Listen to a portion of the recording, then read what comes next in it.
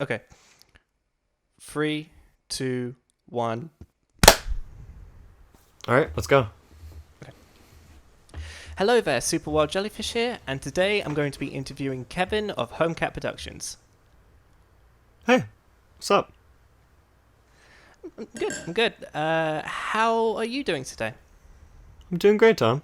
So, I'll just have a few questions to just go through before we go into the full interview. So, first things first. What is it like living in America right now? America.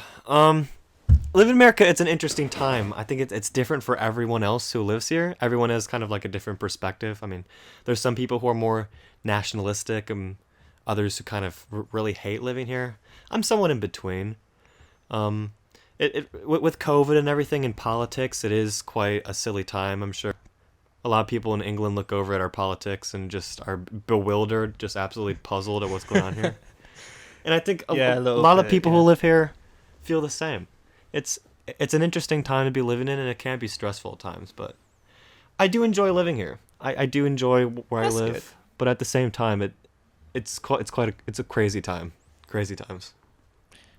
Yeah, it's been a crazy year, so I can see that. Yeah, Uh, yeah.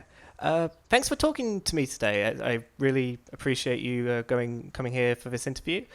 And of course, should we move on to the questions? absolutely. Okay, so I should be able to get into the flow of this better because these questions are rather chill, so it should be easy for both of us. So, why the hmm name HomeKat Productions? The name HomeKat Productions. I used to when I was a little kid. I think I was about 10. I started making YouTube videos. I used to go under the name Crazy Bacon Productions. Right? And I guess I just really like bacon. And there was a point where I grew up where I decided I didn't want to use that name anymore. I don't know if I thought it was too cringe or whatever, but I I really like cats, and I just threw the name Home before that. I honestly don't even remember what I was thinking. I was like 12 when I made the name HomeKat Productions, but it just kind of rolled off the tongue easily, and it just kind of stuck. Yeah, I So get. I started using it. Yeah, I get that. The whole rolling off the tongue thing. You usually want that with your username in general. I mean, I did the same thing with mine, but yeah, Yeah. yeah, I get that. That's cool. It's cool. It's very interesting.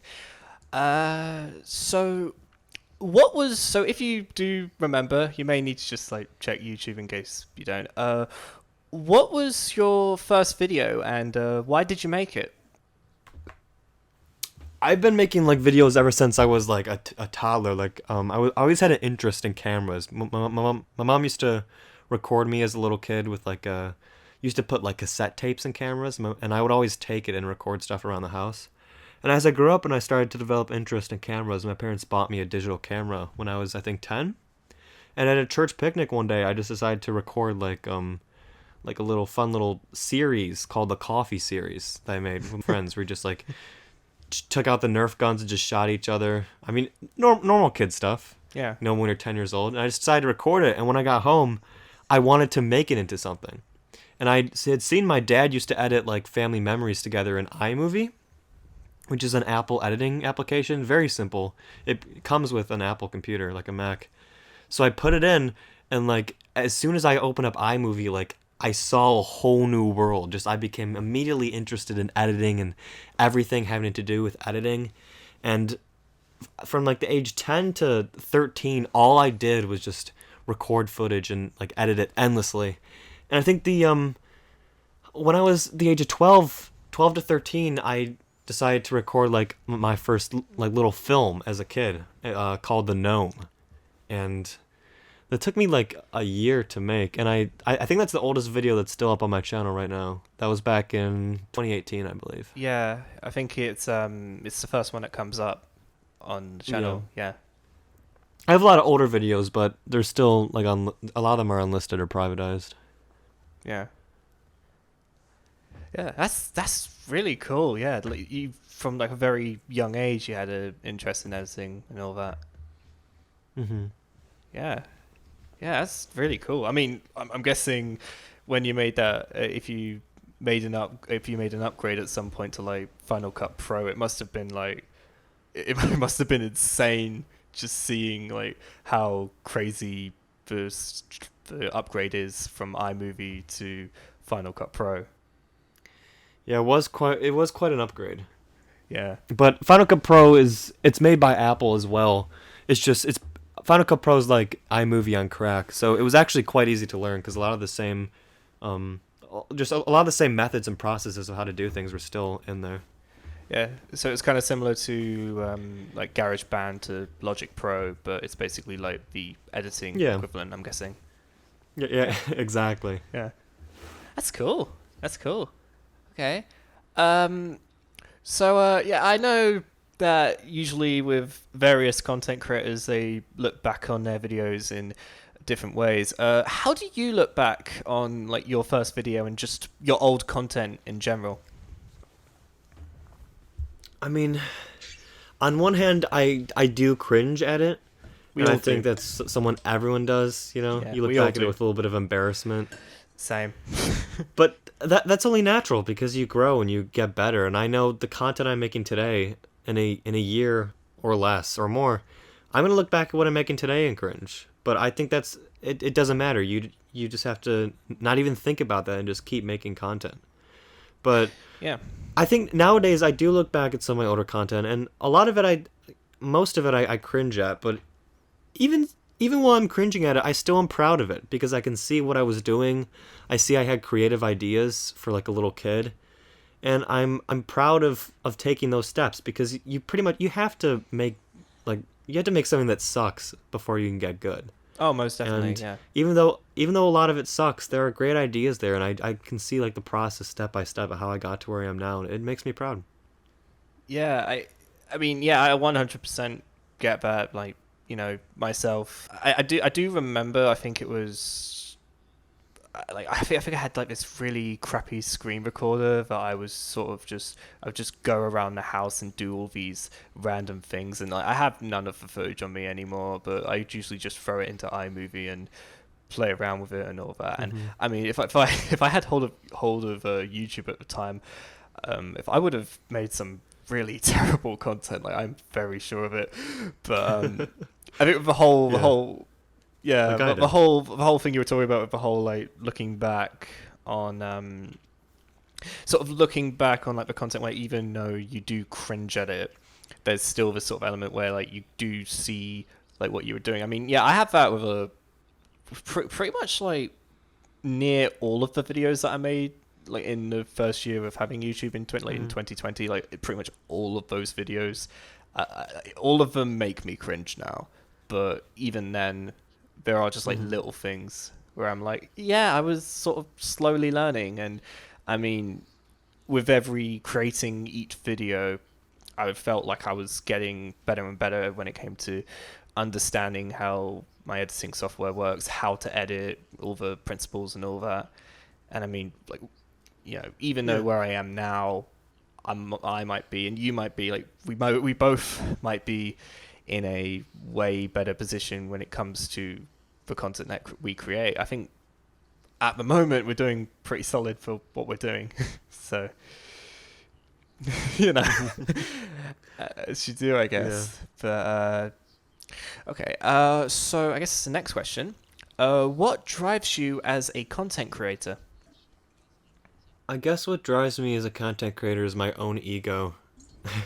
Or just interest in being curious about making content. Because at the end of the day, I make content for me, and I mean, like, I make content for other people to watch and to give me praise for. But in the end, I really make the content for myself. And I think that's the drive, is just I just take inspiration from myself.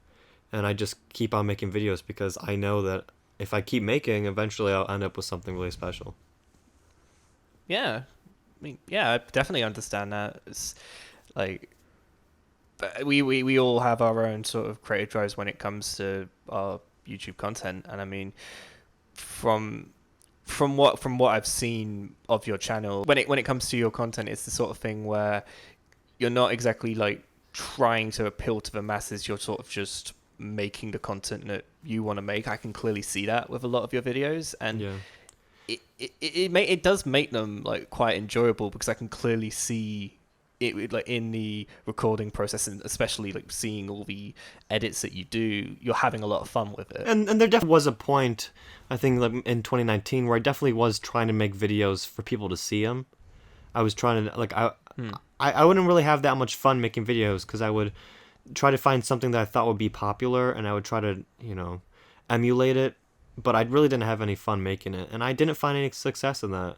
And I think that's when I realized I should just, if you're on YouTube trying to make YouTube videos to get famous, then you already have the wrong mindset. Like, my mindset right now, even more so than before, but my mindset right now is just make videos that make me happy. Like, I should be having fun when I'm making something. Yeah. And if it doesn't get a lot of views, it doesn't matter as long as I had fun making it. Because the more and more you do something like that, the better you're going to get at it, until eventually I feel like it's only a matter of time, with luck, that you are discovered and you do grow. Yeah. You can, in terms of growing, like, it can come out of nowhere from what I've seen. There's so many cases. There was this one time I remember where a YouTuber was in contact with me, and he had about 20 subscribers at the time, which at the time was even less than I had. And then in the space of a month, actually no, it wasn't even a month, it was just, they uploaded one very specific video, and then all of a sudden they literally went from 20 subscribers to 1k, and then the next week it was like 50k. It was just, they were shooting up in popularity. I think they're now in the 100Ks, I think. But it was crazy because it was just someone who one day had 20 subscribers, and then all of a sudden they just had this huge boom. It was absolutely insane. And it's kind of inspirational in a way, because it kind of shows because clearly with the content that he was making as well, it's that kind of thing where it was just what he wanted to make, and then all of a sudden just one video was all it took. And I mean, it for what it is, sometimes it's one video, sometimes it's multiples. It really depends, I guess. But when even with that growth, like the growth, in a way, it's like, at least to me, I kind of see it more as just like a bonus, I guess, because in the end, it's sort of just making videos for the fun of it and just sort of entertaining people. Personally, is like what I would sort of want to do as a content creator. So okay. So on to the next question. To show that I have actually watched your content, do you plan to make more videos edited in a more traditional style, like Discord's Got Talent 2020, Anti-Barney humor, and HomeKat's Top 69 Songs of 2020? I don't really know what I'm gonna make. Right now, I'm working on a big project that's just kind of a weird idea I have.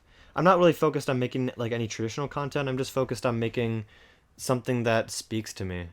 And I really don't know what my content's gonna be next, because I'm trying to take it slow now and just focus on making whatever I feel like making. So whatever it is whatever it's gonna be. Yeah. But I think right now longer form content is what is piquing my interest. Not too longer form, but not like a video that's like 1 minute or anything. 20 minutes, making like a 20-minute video that captures attention is something that I think I'm working on right now. Yeah, I personally love those kind of videos, like the not exactly like long form essays, but just long form videos going over things. I personally love that kind of content, and at some point, it's the kind of content I would like to make as well. I mean, I have seen like various examples of YouTubers taking it even further than just 20 minutes. Like, I think most recent example, I don't know if you caught wind of this, but I think it was Pyrocynical. He released the 7+ hour commentary on Utopia. Yeah, I saw that. Yeah, I watched a couple hours of it. It was so good. Yeah, it's so long though. It's so long, but the interesting thing about that was when it comes to content like that, on the offset, it just looks like, why is this so long? It doesn't need to be this long. You can condense it. But then when you're actually watching the video, you understand why it's so long, because it's going over what is basically sort of necessary to cover in each episode, and in between sort of talking about the whole history of the show and what's going on and all that. I don't know if you know who Quentin Reviews is, do you? Yeah, I've heard of Quentin. I've heard of Quentin Yeah, Reviews. he's a commentary reviewer, and he has like 2 videos on iCarly, and they're all like 3 or 4 hours each.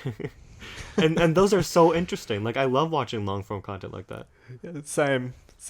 It's always fun. I always have to my favorite thing to do is get the notes app on my phone and then like timestamp whenever like if I'm watching it in like the morning, like because I don't want to be late for college or something, I'll just like put the timestamp on my phone. Yeah. And then You know how like when you're editing a video and you'll just like start at the beginning and rewatch it like 100 times? Like, I wonder Yeah. what does Pyrocynical do when he's editing that 7-hour video? Like, how many times does he watch that whole thing?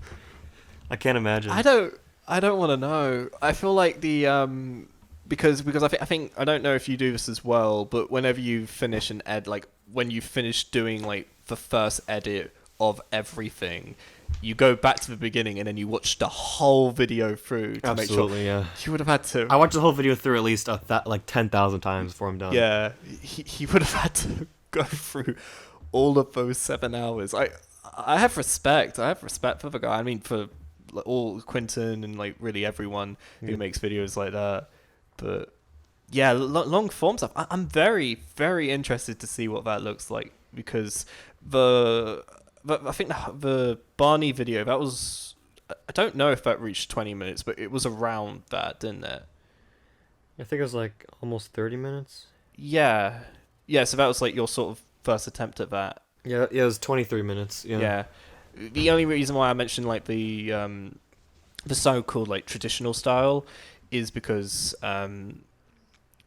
like some of your uploads, they seem to be kind of completely random in subject matter and sort of the editing that you sort of go for it. Is there like a reason that you sort of approach some content like that? I don't know if there's really a reason why I approach it. I think it draws me in being able to sit down and focus on something. Okay.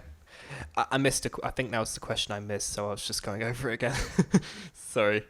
Okay. So, on the subject of the Anti-Barney humor video, at the moment, it is your 3rd highest viewed video. Congratulations on that, by the way. It is a great video. Thank you. That's one that I look back at and really cringe Oh, at. you cringe at it. I still love it. It's honestly like... Yeah. It's probably one of my favorite videos that you've made. Thank I really you. like that one. I appreciate it. But how do you think it got that success, and how did your audience respond to that video?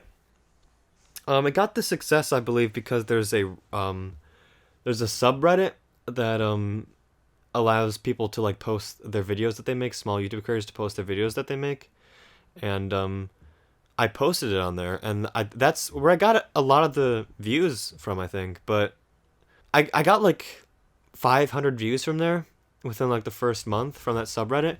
But then on and on, I think more people just started to find it just from like searching anti-Barney humor. Like, I have a fair few comments that are like, oh, I thought someone would be making a video on this. So I think it's just kind of like a really niche topic. Kevin, hello? I've kept recording, so what we'll do is we'll do the clap again and just rewind to the bit where you were talking about people searching up. Yeah, just people searching up. Okay, 3, 2, 1. Okay. Eventually, I think people just started searching up anti-Barney humor just because it was just like a niche topic that no one had done a video on before. Right. And honestly, I was quite surprised that no one had made a video on it before. And I was worried that someone was going to make a video on it while I was making it, because I've been working on that video for like a year and a half. A year and a half? Wait, when did you record it? Maybe even 2 years. I recorded it. The first time I recorded it is I recorded like me talking about it October 2019. Wow. But then that footage just was really bad, so I had to re-record it in May 2020. That is some dedication. But I've been working on it since around September or October of 2019. Wow. I I know for a fact that if it failed there, like I probably would have given up. But of course, I need to improve my mindset around stuff like that.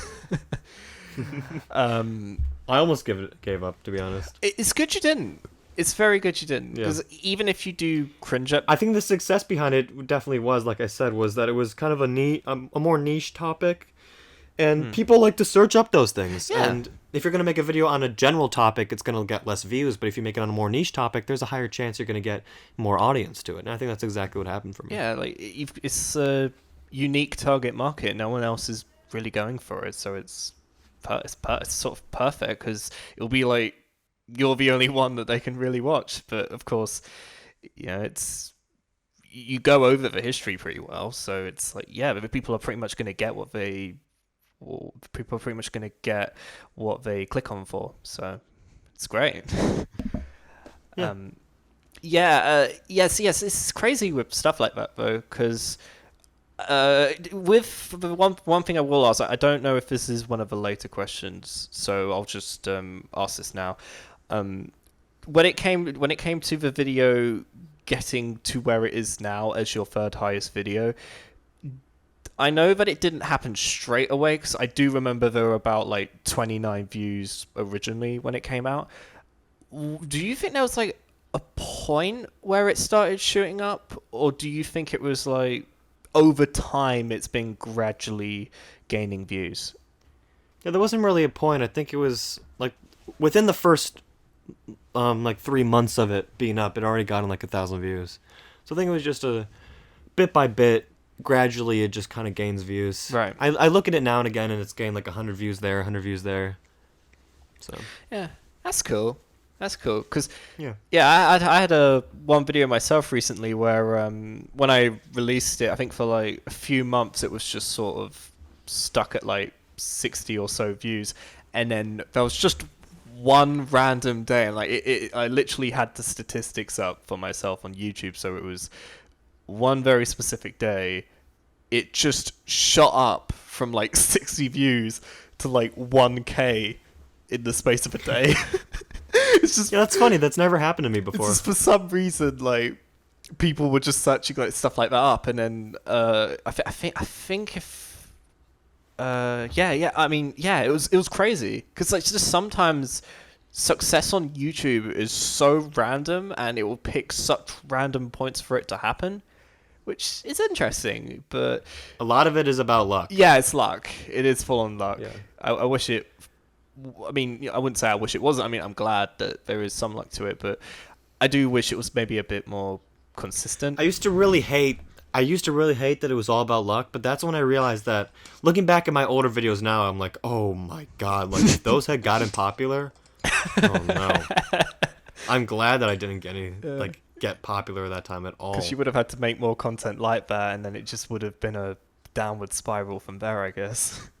It wasn't good. The content wasn't Oh. good. It's not anything that was worthy of getting popular. Wow. Yeah, it's crazy to think about. It's crazy stuff to think about, but hey, what can you do? What can you do? So, okay.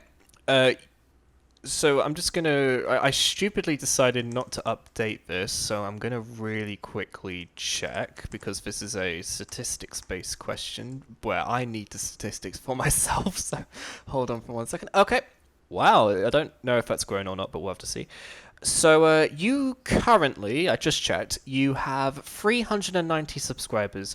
Are there any videos that you'd highlight that attribute to that growth? I'd say, in particular, definitely my Anti-Barney humor video. Another bigger one was my Discord's Got Talent video. But I would say the biggest has to be... Oh, God. I used to have a YouTube channel called Clean Music Bruh. Right. And when I was a little kid, I would like to play music in the car. But my mother wouldn't let me listen to music with any cuss words in it. So I made a YouTube channel specifically for taking music that had cuss words in it and editing it out. I was like 11. Right. And eventually people started sending requests, and they asked me to edit videos and take out the cuss words. So I would do that. And they got a ton of views. And the biggest one was PewDiePie made a diss track on T-Series, and I decided to edit that, and it kind of blew up. And by blow up, it's modestly big. It got like, I think, 300,000 views. That's a humble And I was brag. like, wow, I'm gonna put that on my own YouTube channel. So I put that on the HomeKat Productions, and it got like 8,000 views. But I took it down. But a lot of people subscribed from that. So it's funny, a lot of people subscribed from some dumb thing that I did. And they've stuck around. Yeah, I think a lot of my subscribers are like friends that I made, but also, like I said, a big in terms of videos, growth is just like random dumb stuff I did when I was younger. There's a dumb Keemstar meme of the DreamWorks animation Over the Hedge. I remember that one. Over the Hedge is a great film. That got quite a fair few of subscribers. That one was very entertaining. I remember that one. And then I think the highest one was the daughter's live performance, I think. Yeah, but I'll have to take that one down. Oh, okay. I feel like it just doesn't really fit like the content I'm making. Yeah. Plus, Daughters is broken up because Alexis is an abuser. So. Oh yeah, that as well. Yeah, I remember. That was quite recent. Yeah. Okay. Do you think your style of content is financially viable after you are eligible for monetization? Currently, no. Okay. Some people might say that it is, but I think the more that I continue to make videos and the more that I continue to improve my content, I think eventually it can make a point where I'm making art. It can reach a point where I'm making art that I would be like humble enough to get paid for. I believe there definitely is a point, and I think it takes a while to build up to that point. But when you're making something that's thoroughly enjoyed by people, like a piece of art, I do feel like people should get paid for their art that they put like hard work into and time. Most definitely, yeah. Most definitely. Okay. So when starting up like your YouTube channel, did you already have all of your equipment such as cameras and microphones and Final Cut Pro, or did you invest in them primarily for the channel? When I first started making videos, I was using like a really crappy camera, and I think over time I kept trying to upgrade. I started off with iMovie, like I said, and when I first started making YouTube videos, I didn't get Final Cut Pro till like 2018 or 2019. And I've always had awful cameras because I haven't had enough money to save up for a good camera. It was only recently I got an iPhone 11 and I started using that camera to record my videos. But yeah, just as I've kind of gone along, I've just kind of stumbled and tried to like put stuff together to record. So just kind of like a crapshoot almost, just like stumbling, trying to put stuff together, hoping that it works. And somehow it does end out working. But a lot of times I have like invested in microphones, recording software for my videos specifically. Yeah, I think like personally, I think when I remember for the first few months of my channel, all I had was my phone, and that was it. It was just hit record on my phone, do all the bullshit around editing and sort of going off the cuff, and then editing it so it isn't as bad as it is, although good god, some of my early content. And then I think it was maybe like April time, I think it was April time I invested in a green screen. I'm still using that green screen to this day. I probably will get a new one eventually because it is a bit of a pain to manage because it's huge and you can't fold it up at all. Yeah, I've had trouble with green screens too. My green screen stand broke, and I really don't know where to put up my green screen, so it's a struggle with that. If I'm correct, did the green screen break during like one of your videos? I think I remember I think it was the talent show video. There was like one point where the green screen just like fell over or something. Yeah, I believe it just fell over and was broke. that it? Yeah. Oh wow! So it's like an iconic moment of Very iconic. Oh shit. Yeah. Oh yeah, yeah. It's crazy when stuff happens like that. But yeah, I think it was June. Yeah, it was June. I think it was June time was when I got myself a camera and like a proper microphone. And I mean, I probably will when I do start saving up enough and maybe start going into more, when I get to a point where I am starting to make videos that are a bit more than what I'm making now, there's actually like a budget that's sort of into it, then at that point I will probably start investing in that kind of stuff. But I mean, at the moment, I'm guessing with both of us, we don't really need to like put too much money into actually making certain videos because we already have most of the equipment in most cases. Yeah. Yeah.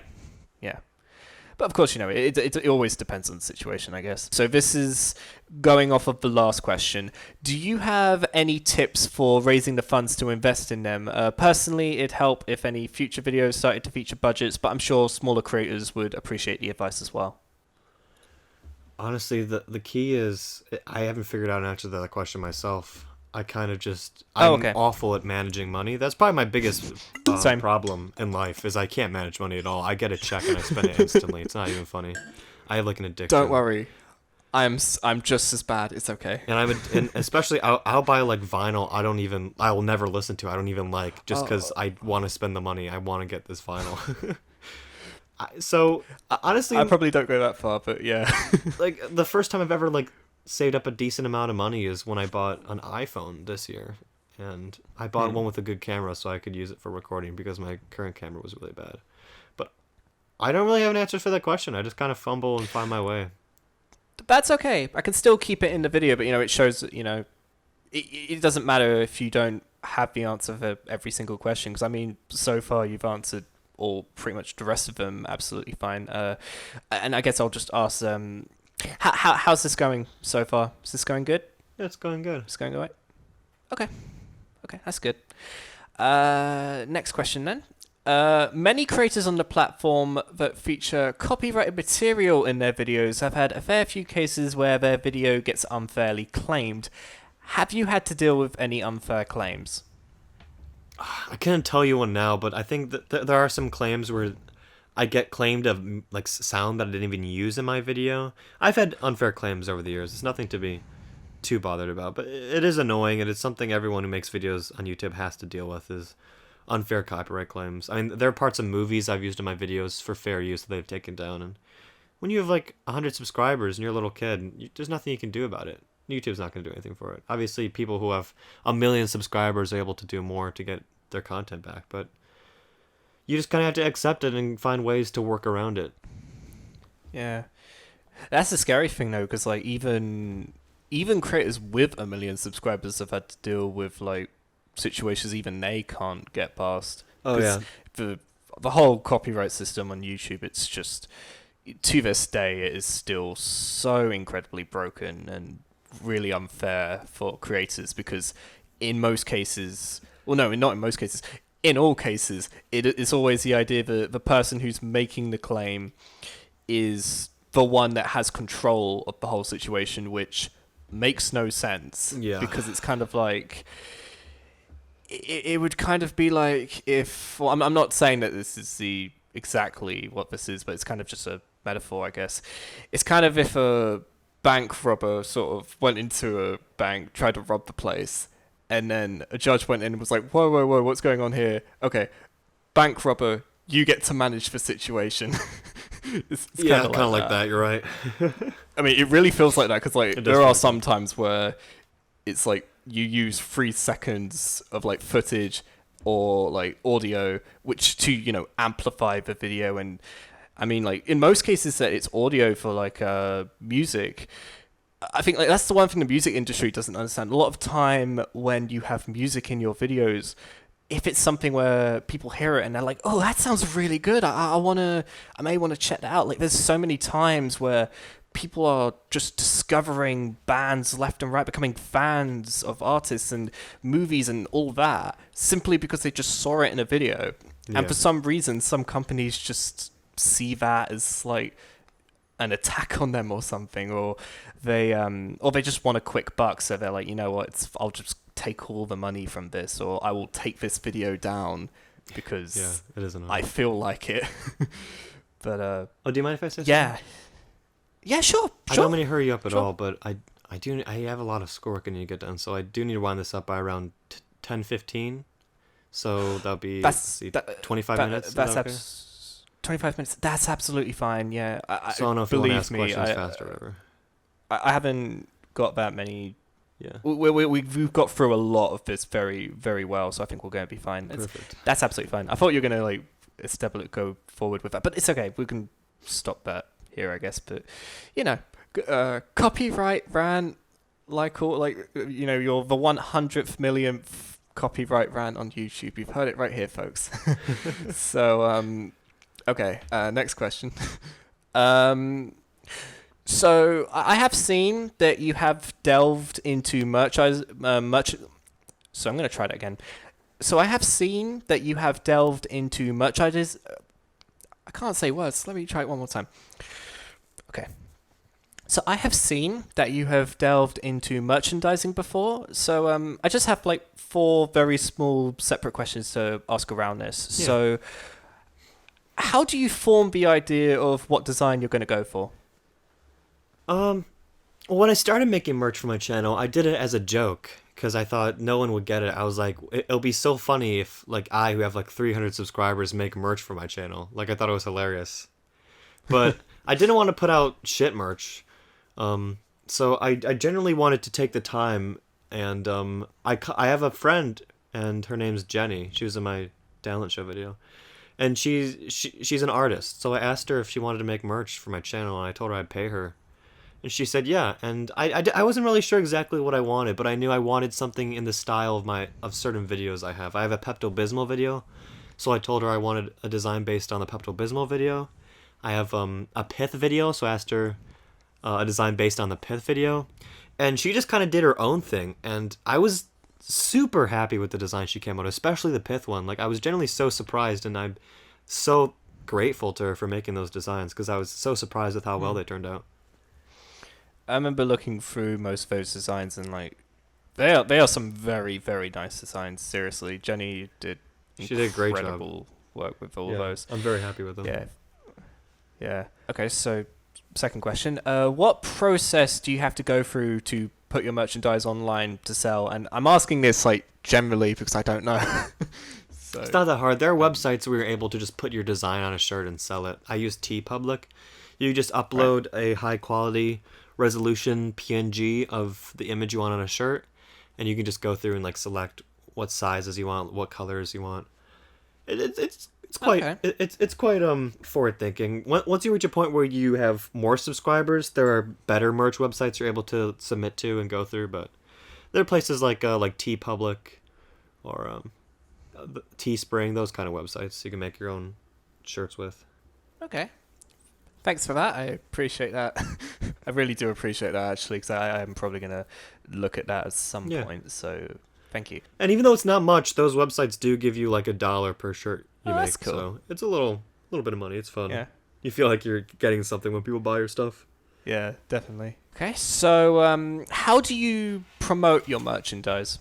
Well, for the video I was working on, the Anti-Barney humor video, I thought it was going to be a bigger video, so I decided to put it right at the beginning of the video, make a little merch video for it, because when you make a little kind of teaser or a little kind of a jingle for your merch, it really helps a lot. So also just spreading the word to friends, posting it on my Instagram story just once. I don't want to make it too annoying, because I do know people who make it really annoying. Yeah, we all know. And just put it in your face. Yeah. We all know examples. I don't think we even need to say them. Even content creators who don't do that, like Eddie Burback, I'm still annoyed when he makes merch, like merch announcements, and I shouldn't be, but I am. I don't know why I'm annoyed by that. So I just try to not really put in people's faces. There's various ways to do it. I think my favorite example was I don't know if you've heard of this one, but Vivzy Pop, the creator who makes Hell of a Boss and Has Been Hotel, she basically releases individual videos announcing whenever it's seasonal sales going on, and what they'll do is that they'll have these scripts where they're trying to be rather entertaining, sort of going over the merchandise. And I mean, it works, because one year they did it, and one of the designs I saw it and I was just that is such a cool design. I actually did end up getting it, and I mean, I got a good Yeah. price for it because it was on the Black Friday sale. But I mean, that was the good thing about that was that didn't like infect any of like their other videos when it came to all the animations and all that. They're their own standalone things. The merch is just separate videos that tend to get unlisted after a while anyway. So I mean, that's one way to do it. But there's various ways to do it, I guess. But your way definitely sounds like one good way to do it, I guess. Just sort of targeting like the sort of videos where if you feel like it's going to be a big one, only doing a small little thing that isn't too annoying. I mean, like personally, like if you were to do like a merch announcement or were to say, were to promote your merch, you're doing it like at the beginning of the video where it's about a few seconds. You'd rather do it like that. Would you rather do it like that instead of doing it like halfway through the video or something? Yeah, I'd rather just throw it in at the beginning. Yeah. Cause it's better than putting it at the end as well. Because if you put it towards the end, not many people will see it. Even in the middle, not many people will see it. Yeah. I think it's better just to maybe like throw like a few second thing right in the beginning. If you want to do a longer thing, then it's perfectly fine to do a longer thing in the beginning or the end. But I like to just toss in a really like short, like 5 second little thing in the beginning as well. You don't want to make it too long though in the beginning, or else a lot of people will click off. So final little bit on this question. Do you plan to experiment with any further form of merchandise? I don't know. I'll see where it takes me. Not currently. I would love to make more designs, but I guess at the moment I'm not really inspired to make anything. I'm happy with the designs I have currently, just the pith and the Pepto-Bismol. Okay. There's a gnome one as well. I mean, I quite like what I have out right now, and I'm not really too excited to make any more merch at the moment. Okay. Well, that's all of the sort of businessy questions out the way, so let's sort of get back onto track on later YouTube ones then. Do you see yourself making YouTube videos purely for entertainment purposes, or would you like to expand into other territories like educational or documentary-like content? I think currently, right now, I'm interested in just making videos for entertainment. Right. But the reason why I make videos is because I am more interested in making something that's more meaningful, something that is more impactful. I don't know what I want it to be. I don't know what I want to be. I don't know if I want to be a film director or producer or editor, or I don't even know what it's going to be. Maybe it's YouTube videos, maybe it's a movie, maybe it's a TV series, maybe it's something to do with music. I'm in the same camp. All I know is I want to make something at the end of the day that's going to be meaningful and that will impact the world in a certain way. Yeah. But currently, I think I'm just making videos and seeing where it takes me. Because Riding the wave. yeah, if I make something and I really feel like it's something that I'm really interested in, like say I start making videos, I off a whim I decide to start making videos about screaming monkeys in Africa, and all of a sudden that piques my curiosity and I'm super interested in that. Maybe I'll be like the next Jane Goodall and I'll be like hanging with screaming monkeys all day. But sounds like a vibe. you never know. All I know is that I'm really interested in making content, and I don't know what content it is specifically that I'm interested in, so I'm just kind of trying everything out and trying to make as much stuff as I can to see what really, really brings me in. Cool. Okay. Is there a style of content you've never tried before that you would like to give a shot in the future? I've never tried before. Let me think about that one. I've never tried before. I'm sure there is something. I'm trying to think what it would be. If I could word it better, I guess if it was something that you never tried before, maybe it's a style of content you have tried before, but you feel you'd want to really expand upon it. Then what kind of video? Like, I guess what I'm saying is like, if there's like this sort of really, I wouldn't say big video, but it's the kind of video where like at the moment you feel you can't make it, but you feel like at some point you can, and you're really excited to make it. Yeah, I guess shorter form content and skits. I'm not the best at making that right now, but I would love to be able to make skits in the future. That's cool. Because I've tried making skits, but it doesn't really turn out that well for me. I guess I'm better at making longer form content than making shorter form. But Yeah. I would love to make like really short little skits similar to like what Gus Johnson made in the Oh, future, stuff I like suppose. that. Yeah. Yeah. Okay. All right. It's very interesting. I mean, uh, based on based on most of the videos I've seen from you, I mean, I could. That I can't talk. That definitely seems quite real. That seems like a very realistic goal in terms of a form of content you'd aspire to make at some point. So yeah, that'll be really interesting to see. Yeah. Okay. Since we're both, I have worded that wrong. Okay. Since we, I'm so sorry. Just give me a minute. Since we've both made content on music, I'm curious. Will HomeKat Productions ever make an album one day? And if so, what sound would you aim for? Oh, HomeKat Productions make an album. I mean, I'm interested. I would love to make music. The only unfortunate thing is that I'm not really a musical person in terms of I can't really play anything. I've tried to play guitar, I've tried to play piano, and I think right now I just really don't have the determination it takes to focus all in on making something like that. But I think I have many ideas of what I want to make, and I would love to make music in the future. I do love singing, and when I'm older, I do want to take voice lessons. Same, yeah. But I don't know what type of music I will want to make. Guess we'll just have to wait and see if you ever do, I guess. Yeah, I mean, I've many musicians that I listen to that would most likely be an influence on what sort of music I would make. Like Radiohead, Nine Inch Nails. They're very similar influences to mine in terms of... Those are things that currently influence me to make music. Yeah. They're good influences. Very good influences. I wouldn't really want to make anything like too poppy. Oh, yeah, I would be more same. interested in making something more obscure or underground. Yeah. Personally, I'm sort of in the case where I can play music live, so I can drum, and I'm sort of learning how to drum better, and vocal lessons I probably would want to take at some point. But Yeah. the thing is, it's just recording. It's just I just do not know how to record. I've tried. I really need to learn. The biggest obstacle for me right now is not that I don't know what I want to do, because I know what I want to do. I know, I can literally just hear the kind of music that I want to make. But the issue is that I just have no fucking clue on how to make it. I think most people suffer from that. Yeah.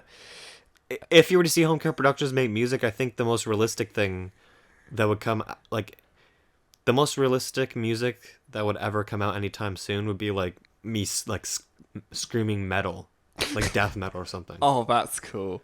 I'd be really interested to see that. That'd be cool. Because that's easy to make. You just get someone banging on a guitar and you just go, and there you go. You're golden.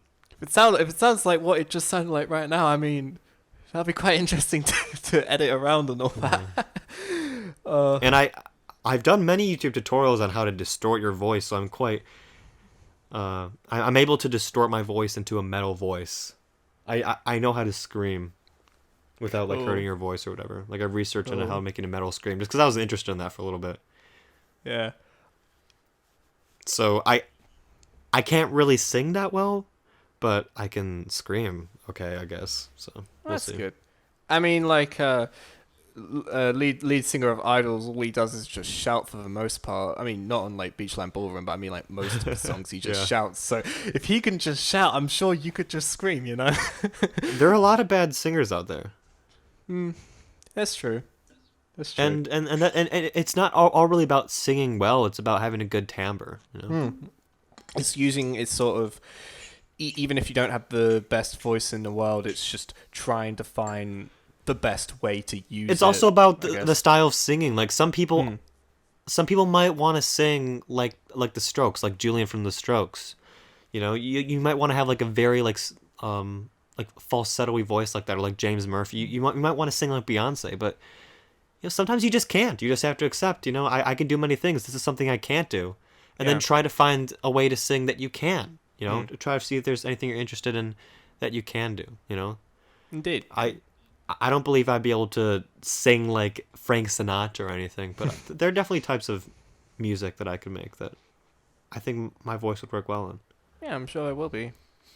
I'm also incredibly shy when it comes to singing. Like I can't sing in Same. front of anyone, not even close friends. Same.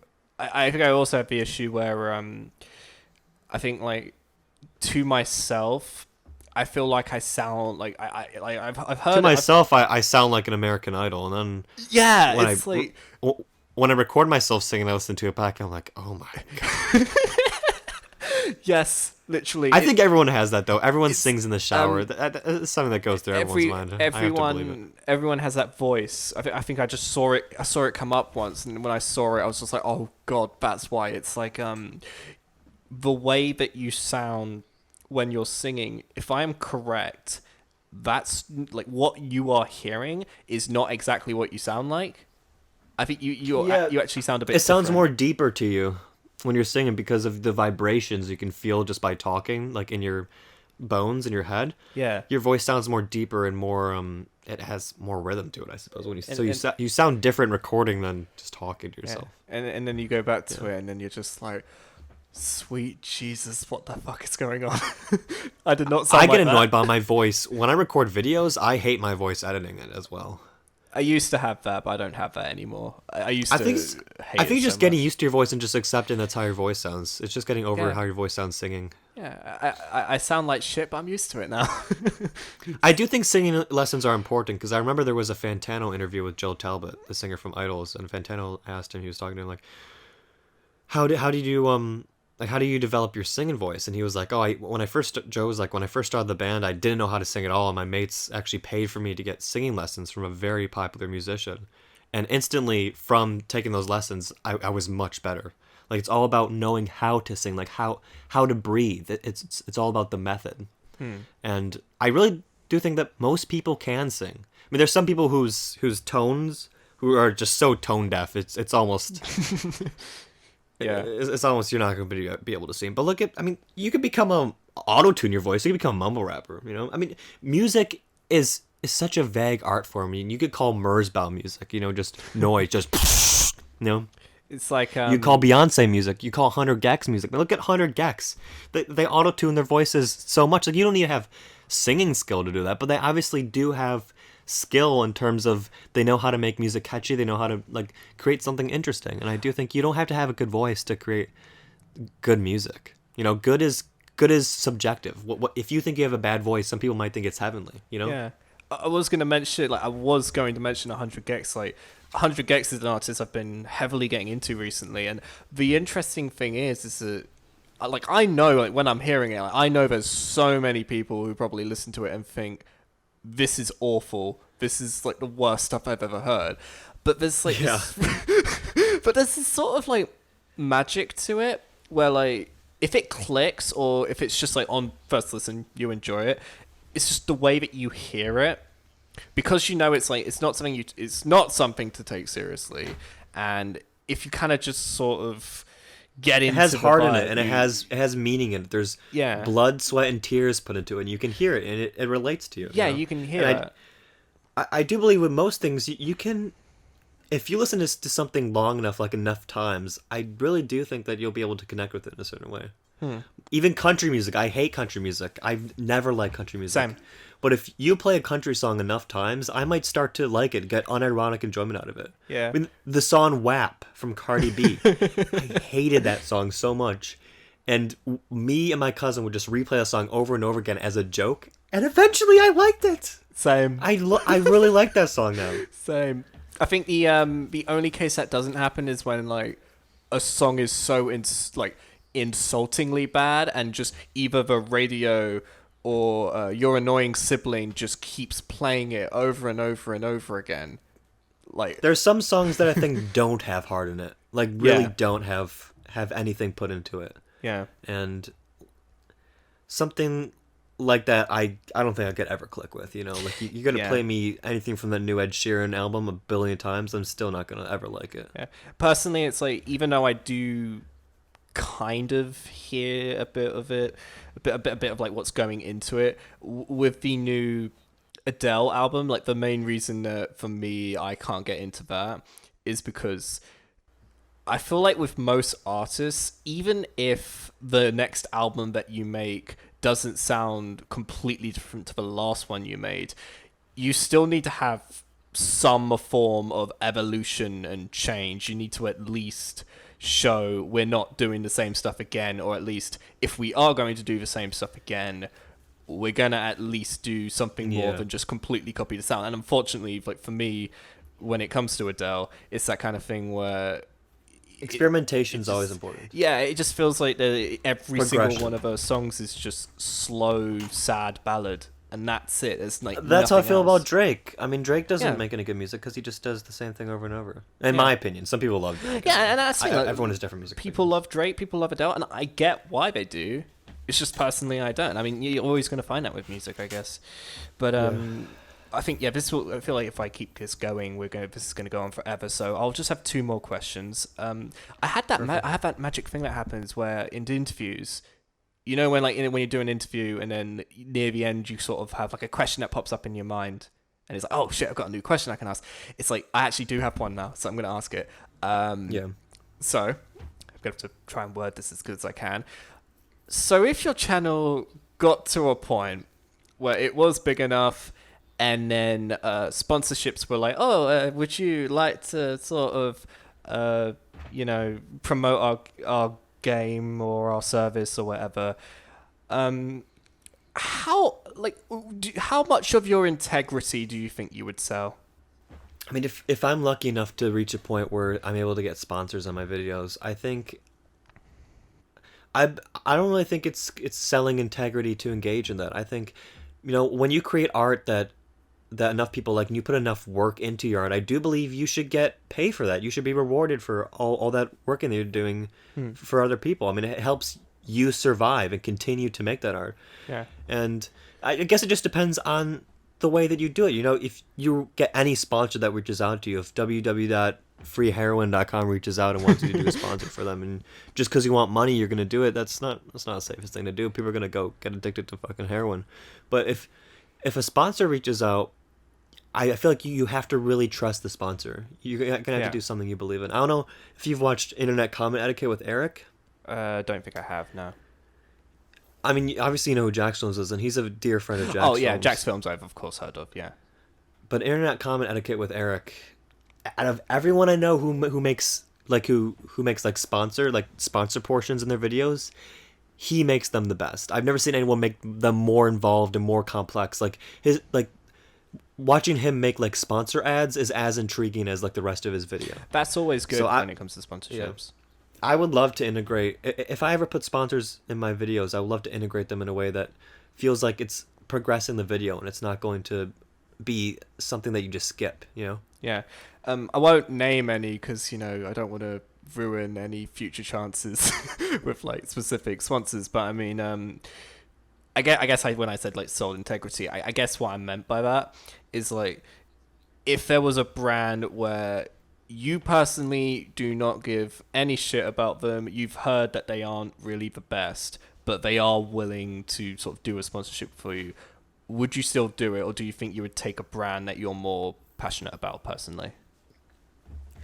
I'm not sure if I would do it or if I wouldn't, but I would say the right thing to do is not to engage in that brand. Not to even if they're offering you $1 billion, to be like, nope, I don't believe in what you're doing. I'm going to accept a sponsor that I actually do care about, something that I actually do care for. Okay, that's respectful. I mean, I think personally, yeah, I do agree with that. I guess it's just the only other thing is that it's just even if it is something where you don't really believe. Well, I mean, obviously it's not if it's a really really bad brand or anything, but I mean sometimes when it comes to sponsorships, sometimes you really just do need them. So even if you don't, I can understand a creator promoting a brand that they don't really care too much about. I can understand that. Yeah. But I do have respect for people who are just like, nah. I don't think it's also not necessarily caring too much about, like, if there's some mobile game that wants you to make an ad for them. I don't think it's awful to make an ad for them, unless they're like an awful mobile video game that's like selling tons of in-app purchases to children, and it's super. Even if you don't care about the mobile app, as long as you know that it's a fun app for kids to play, you know, you can, even if you don't give a shit about that app, I feel like it's still okay to use them as a sponsorship in your video. Yeah. Okay. Congratulations on not naming a single sponsorship, because good God, if you named a single one, like, oh God, that would have been it for like, any future chances. People dig, like, that whole thing of like people digging up your tweets. It's like people digging up your interviews. Yeah. But that's good. Okay. All right. Well, that was the extra question. So I guess I'll go on to the last question. So I've decided to make this one kind of chilled, but also a bit of a pain to answer. So finally, what is your favorite album at the moment and why? In Rainbows. I have so much respect for that option. I don't know. It's the weather, the way the weather is right now. In Rainbows just hitting. I don't know. It just is hitting. It is such a every day I go through a different favorite album. I really don't know. Oh, same, yeah. Let me think. There are some other ones I've been listening to recently. Give me a second to pull these puppies up. In Rainbows, I love so much right now, though. I just been listening to that a lot. In terms of like Radiohead's catalog, I swear, like my rankings for most of the albums changed so much. In Rainbows, it's never changed. It is my favorite, without a doubt. It's the best one. You know, MF Doom did a collaboration with Madlib a couple years ago. It's called Doom Xmas. It's just like it's really solidly produced Christmas hip hop beats with clips of MF Doom rapping over them, and it's such a delight, especially now it's getting into Christmas. That sounds Christmas time. As soon as it's the day after Thanksgiving, I'm cranking that Christmas music. This is a fantastic Christmas album. That sounds fun, yeah. I usually put, like, personally, when it comes to Christmas music, I know like the radio is just like, we're doing it now and we don't care, but like personally for me, like over the years, I've kind of gone off of Christmas music because it's kind of just annoying at this point, but I could still deal with some of it and still enjoy some of it. That 100 Gex Christmas song, Sympathy for the Grinch, whew, one of the best Christmas songs ever. The Aphex Twin Christmas song too, that hits hard. I think I still need to get to that one, but my personal rule is 1st of December. Anything beforehand is pushing it. But that's a good rule. I used to have that rule, yeah, but I don't care anymore. Oh, okay, that's okay. But yeah, I mean, I guess for the interview's sake, I guess I'll just quickly give my favorite album. I guess so. You could call me a Fantano stan all you want. My favorite album at the moment is To Be Kind, and it has not changed in a while. That's a great one. I've been listening to that one a lot. Yeah. As soon as it gets into Christmas time, that album I put into rotation, because for me it's a Christmas album. I can't explain why it is, though. To Be Kind is a Christmas album? Okay, I gotta hear this. Yeah, like, to me. So well, I think I discovered it in November 2019. And I just listened to it a lot in November and December, so I think that's why I relate it to Christmas. Okay. And also, like, the ending of Custard's the Pine kind of sounds like a really twisted, like, Christmas song. In a way. It does. Yeah. Those sleigh bells, they have sleigh bells at the end, and it sounds like horses going,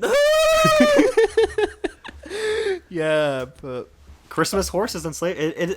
And I think I said this to you before, well, it was such a mood to me. Last year I would walk around the park and it'd be snowing and frosty and I'd just be listening to this, just looking at the snow coming down, this intense swan song. It was beautiful. Yeah, I think personally, the reason that it's kind of, I think I'm now at the point where I'm really confident I'd say that's my favorite album, was because recently I watched the Swans documentary, Where Does a Body End? And there's one point in it, I can't remember who says it, because like there's so many, like there are parts of a lot of the documentary where it is just sucking swans off, but you know, I get it, they make good music, so it's fine, I understand it, and it's their own documentary, it's fine, I get it. But there was one description I heard where someone said that when it comes to Swan's music, it sometimes feels like you're surrendering your soul to the sound in a way. So it's kind of just like, unlike most music where it's kind of just, it's at the catchy part, it's at this part or whatever, you know, you just sort of Yeah, Swans get is into very it. visceral, It's very visceral. It's very very like, physical, very mentally.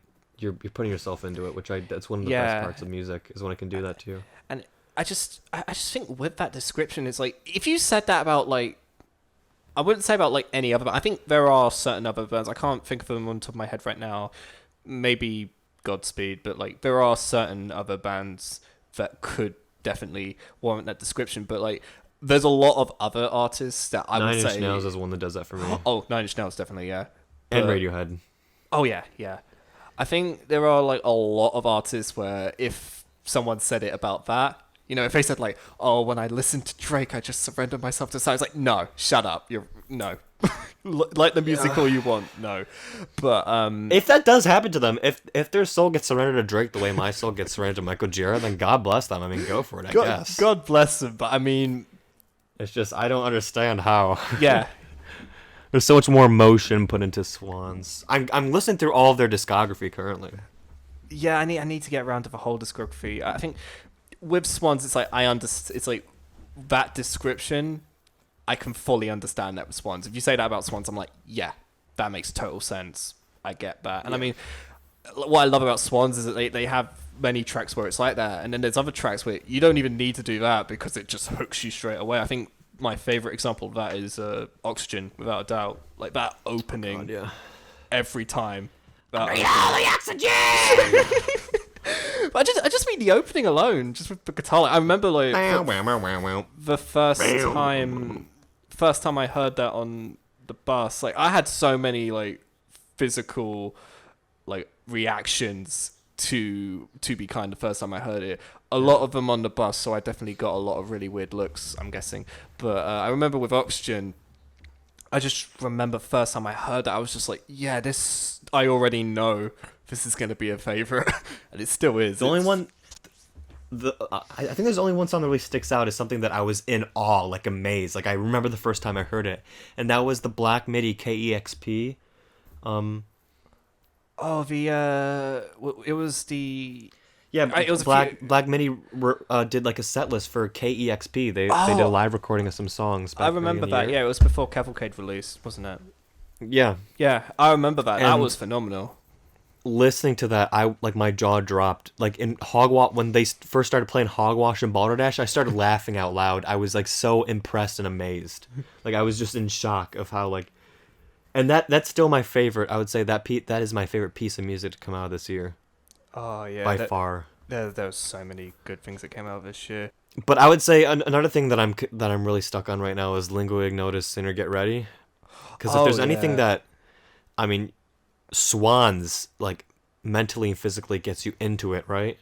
But even more than Swans, "Sinner Get Ready" gets me into it, which is a statement in and among itself, because Swans is insane in how like physical and mental, just like how much of an experience it is. But for me, "Sinner Get Ready," the new album by Lingua Ignota, is even more of that. It's insane. Sinner, I have heard the first 2 tracks of, and it is an album I need to properly get into. But I mean, it's like, it's for what it's doing. It's so, from what I've heard, it's so unique and incredibly different to a lot of what I listen to. So it's not like, I wouldn't say it's like not clicking. I've cried so many away. times Like, listening to the album. It's so intense. I am liking what It's I'm so hearing. amazing. I'm liking what I'm hearing of it, but it's the sort of thing where like, Yeah. it's not all straight away going. It's not straight away having that Swans feeling of like, right away I know that this track is amazing. It's kind of like, I feel like over time these songs are going to get a lot better for me. I still like them though, from what I've heard. Yeah, it's definitely not as immediately visceral, I would say. Yeah, I need to get. I do need to get around that one. That would be. That one's really good from what I've heard about it so far. But I guess the last little thing I'll mention. I guess I'll try and wrap this up with this. I guess because you mentioned the Black Midi performance. I was incredibly lucky to get hold of the EP they put out recently, the live EP Livecade. Livecade, yeah. And yeah, I've heard. Didn't like the tracks on that one as much. I've heard the Kex for you, the performance that you mentioned, but from what I heard on that, I think I really really enjoyed it. Obviously, I thought it was absolutely phenomenal. I really loved so much of that. It was really like hearing it on vinyl, especially, was amazing. But the one thing that really surprised me was I wouldn't say it was one of the weaker tracks because it did grow on re-listens a lot. But Marlene Dietrich, that version of it is by far the best version I've heard of it so far. I absolutely adored that version. It was so good. I don't really care for Cavalcade because the KXP performance ruined it for me. Every time I listen to Cavalcade, I wish I was listening to the live version. It's so much better. The production, the mixing, everything, it's so much better.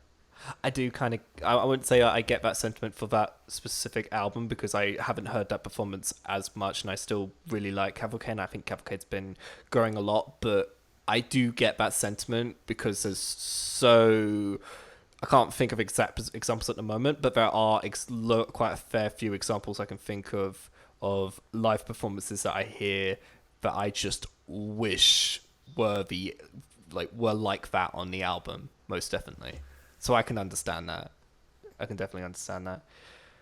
But yeah, okay. I should definitely try and wrap this up. So it's like 3:30 in the morning right now, and we got through this. So we did it. We did it. As like on the track "Tell the Vision," we made it. But we made it. Thank you for asking me those questions. I'm very humbled to have been asked questions like that. I thought it was very interesting. I hope that I provided something substantive. You're welcome. Substance. I can't say that word. Hopefully I provided something of substance. Oh yeah, there you go. Yeah, it was great. I really enjoyed like 4 or 5 first interview. It was terrifying at first, but I mean, like we just sort of got into it. Kind of just felt like the conversations we usually have, I guess. And I mean, you answered the questions great. I mean, like I was worried. Part of me was worrying, like it wasn't a lack of faith in you or anything, but I was worried that maybe like 1 or 2 questions might have stumped you, and then it would have been like really hard to get an answer out of you. But no, you did really good with the answers. I'm gonna have a lot. I'm gonna have a lot that I'll be able to get out of that. So thank you. So how did I handle like this whole interview and all? And honestly, how did I do? I thought it was great. I mean, you definitely did a lot of talking on your end, but I think that was what you intended to do. So I honestly think you did very good, and I really liked the questions you asked me. I thought they were really solid. Yeah, I triple checked them with like everybody, so because it's the first interview and it's quite important, I guess. So I had to get a lot up for it. But yeah, I guess before I stop recording and then we both get some sleep because it is way too late. Should we just quickly promote each other? I guess should we do that? Sure. Okay. If you want to, yeah. Do you want to go first? You can go first. I'll go first. Okay.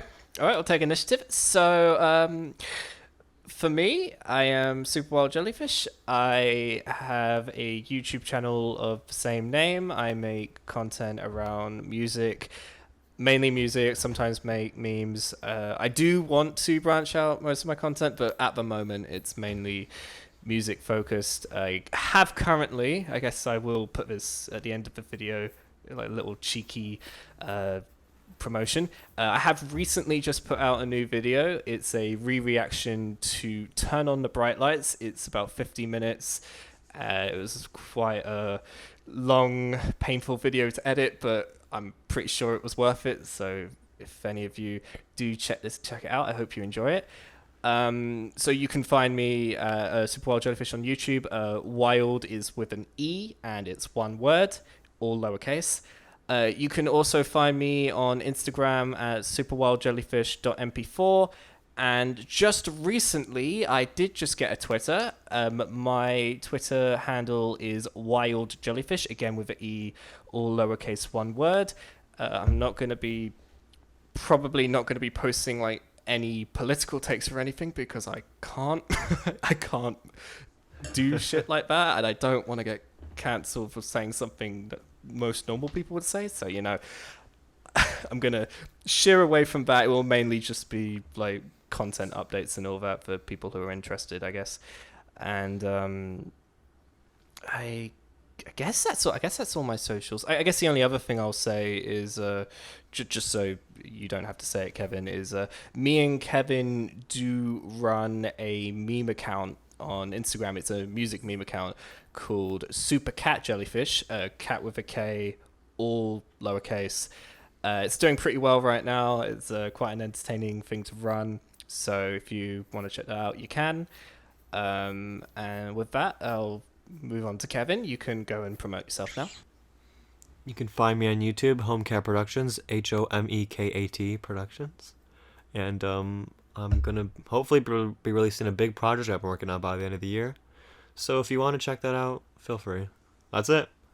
Okay. Well done. We did it. We did it. We did it. Should I stop recording now? Yeah, I'll stop recording. All right, I'll stop recording.